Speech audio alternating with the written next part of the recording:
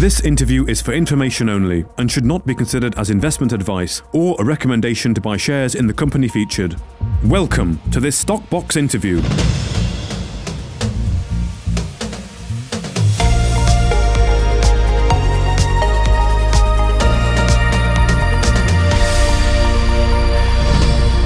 Joining us today is George Roach, the CEO of Premier African Minerals. Thank you for joining us again. George, how are you doing? I'm fine, thank you very much, Mark, and it's good to be chatting to you. Well, of course, we're going to be catching up following news today from the company that you have raised an additional £5 million from Canmax by way of a subscription to a placing at 0.35p, which is in addition to the £4 million raised last week on market through CMC. And just reading from the last two RNSs, it was quoted in the first RNS regarding the funding that based on current projections, this funding and the arrangements set out below is expected to see Zulu pass through the current interim remedial situation and allow the company to reach the nameplate production at Zulu. And then from today's RNS, to quote again, to meet the costs associated both with the interim mill installation that is expected to see production at 1,000 tonnes per month of spodumene by November this year, the installation of a thickener and a larger bore mill that is expected to see plant achieve design throughput from Q1 2024. So first of all, fair to say that you're confident to see that 1K production by November? Mark, yes, we are. That's well on track. Okay, good to hear. We've mentioned before about nameplate production. That is that 4,000 tonnes per month by year end, I think was mentioned when we spoke a little while ago. But this is clearly now going to be in Q1. Is that right? An update you've received from Stark, is it? Mark, I think Q1 is to be on the safe side. In terms of the remedy going back to the force majeure was always a two-step process. And with a few modifications. And at the moment, we're putting the mill from RHA in, and that's well advanced. And we are now able to hopefully take delivery ex-works in SA of the new ball mill at the end of November. So it's entirely possible that we could still go back to the original projected final remedy on the force majeure side, which was before the end of this year. So I'm just being adding a little bit of safety margin in saying Q1. Let's put it that way. Okay, well, I want to talk about the ball mill in a moment, but first of all, I noticed this thickener. That's the first time we've seen that in an RNS. Can you explain what the thickener is, what it does, and why you need it? Sure. It was not felt that it was necessary in the original circuit. It was felt that creating a consistent flow of material, excuse me, at the right density to the flotation plant could be achieved as the plant circuit was originally designed. The thickener is something that we can add in now as a result of the funds that have been raised at the moment. And what that thickener will do is it will provide us with some additional backup space-wise, time-wise, in terms of feed to the float circuit, should there be anything wrong on the milling and the comminution side of this. And it will also give us a better consistency when it comes to the density of material of the slurry that is going to be fed to the flotation plant. So it is there to both add some additional flexibility in terms of any intermittent plant failure, but in particular to give us a more consistent product for floating. It's normally in a circuit of this nature. So I think it's a very good enhancement and will do us well into the future. And it's an easy plug and play insert, is it? Yeah, I don't know whether anything's quite plug and play, but the technology is very well understood. The the people who are putting it in are very competent. They've done plenty of these things before. So I'm very comfortable with the product, with the design and so on. Okay.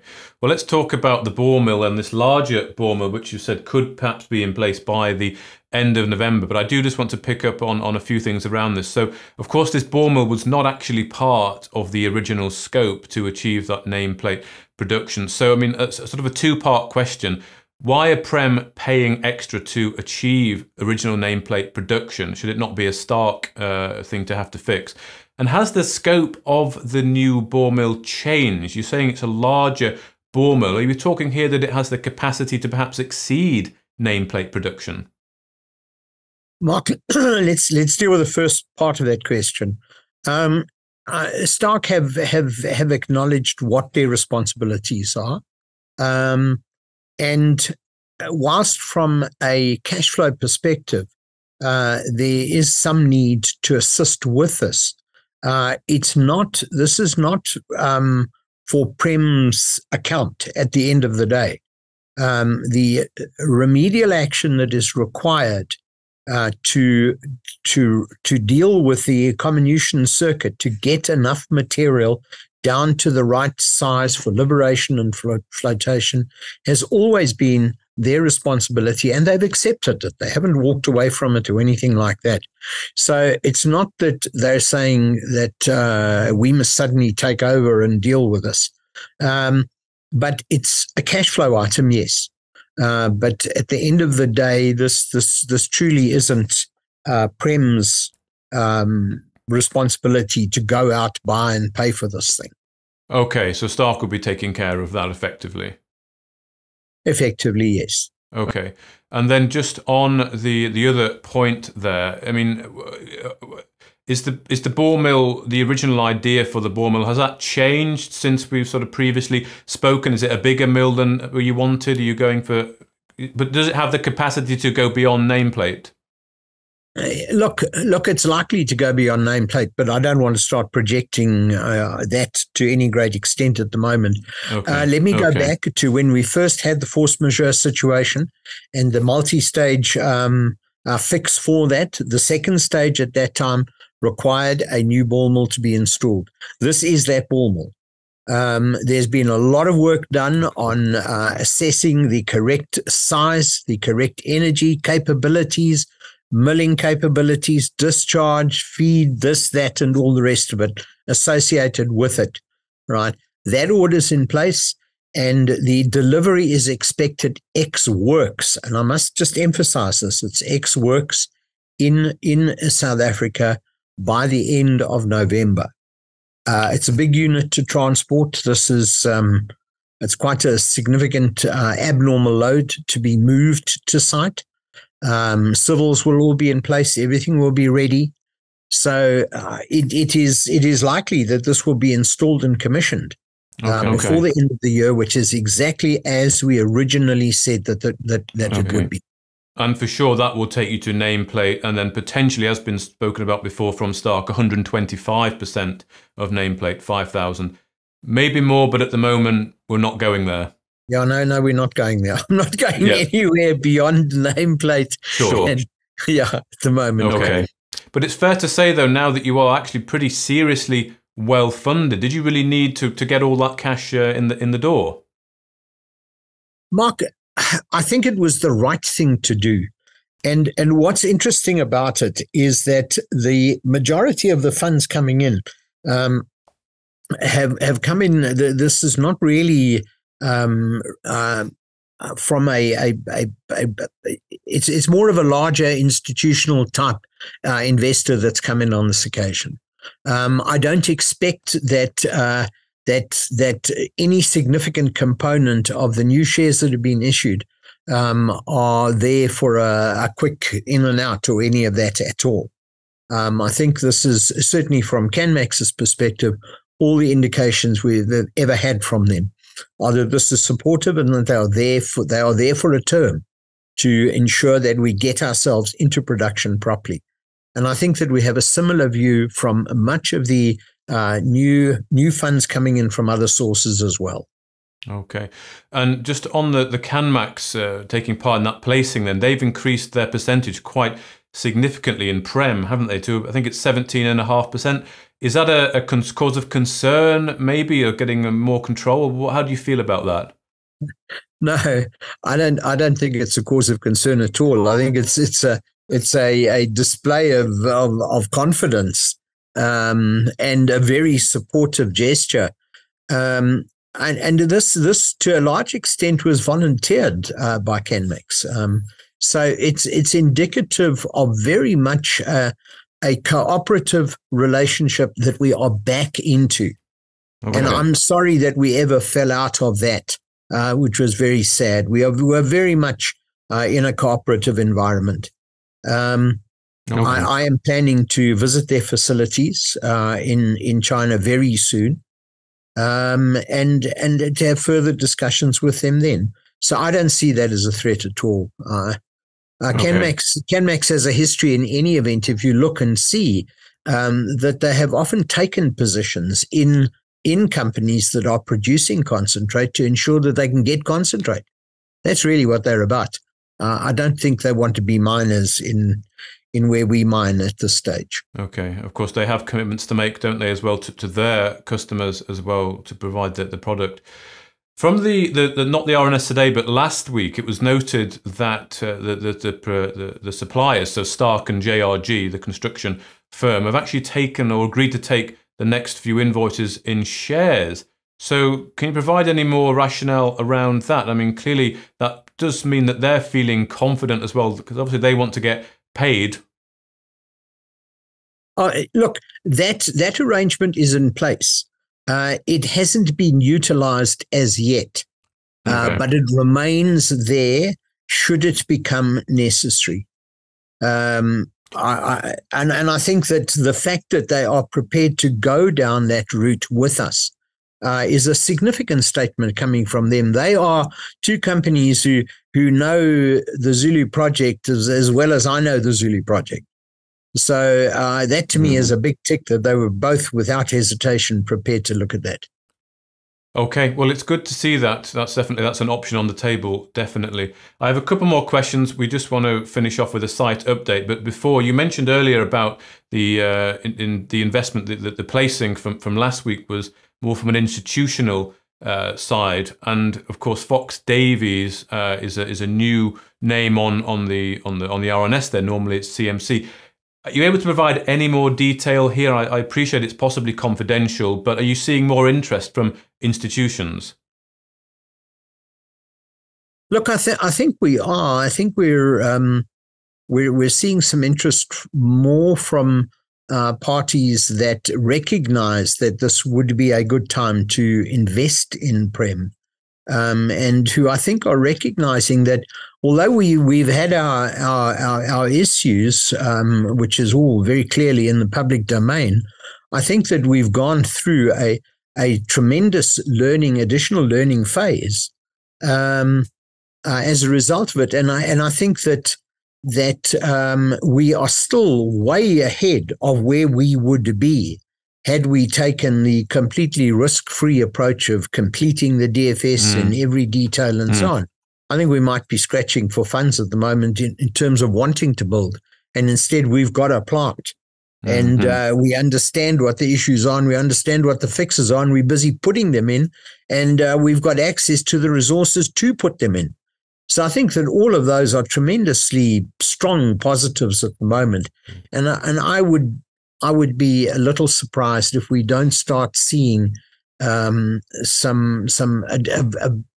variation in our shareholder base, and have people looking at us from the point of view that this is now that much closer to our production targets, and that it is that much more de-risked.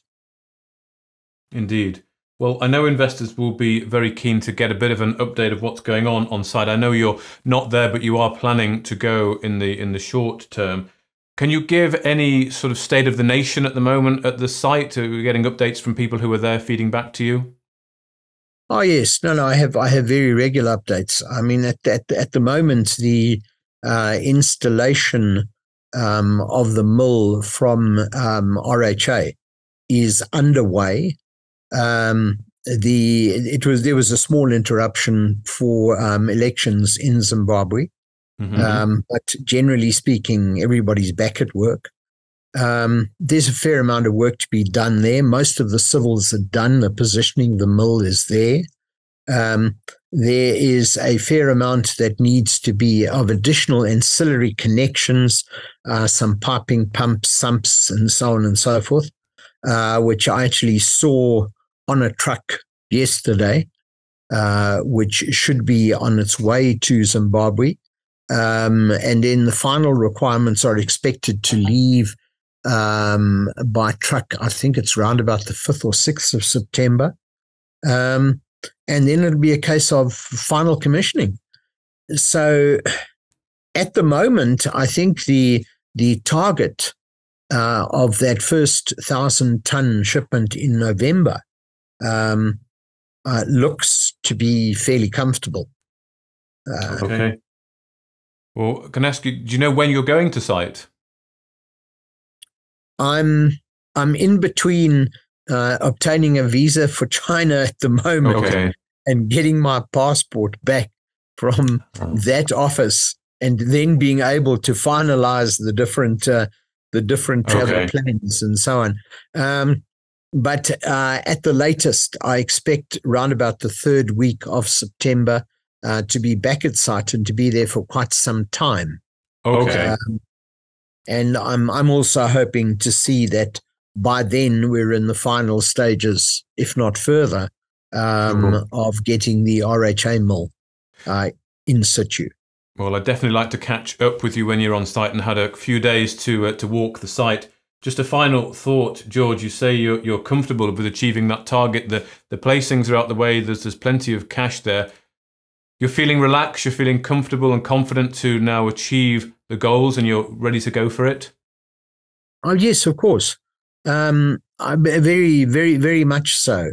I think that the past 6 months have been difficult, and I think that there's a much stronger understanding of some of the issues that had not been fully understood through never having done a complete DFS.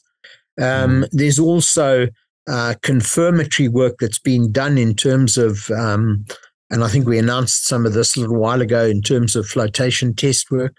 We're very comfortable with our reagent mix. We're comfortable with the grade of spodumene that can be produced and will be produced from this facility.